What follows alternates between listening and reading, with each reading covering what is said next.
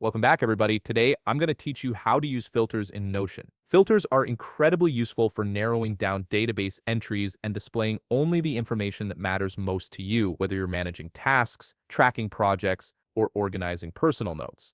Let's start by opening Notion and selecting your workspace from the left sidebar. Your workspace is where all your pages and databases live, so make sure you're in the right one before proceeding. Once you're in, navigate to a database page within that workspace.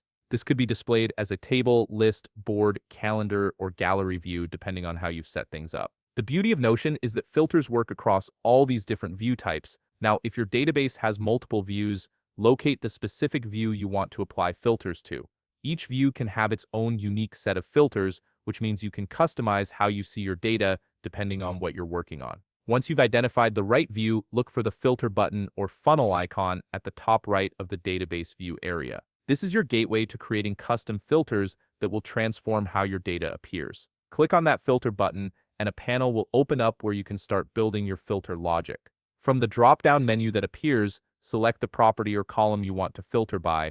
For example, if you're filtering tasks, you might choose a property like status, priority, or due date. The property you select determines what kind of filtering options you'll see next. After selecting your property, choose a filter condition from the available options. Depending on the type of property you selected, you'll see different conditions like contains, is not, greater than, or before.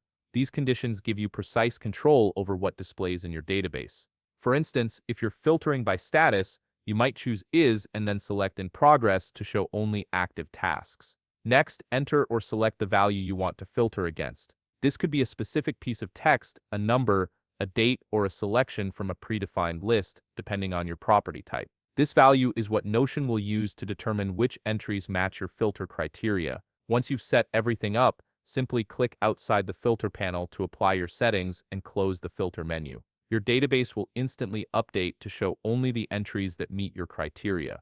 If you found this video helpful, please leave a like, subscribe, and see you in the next video.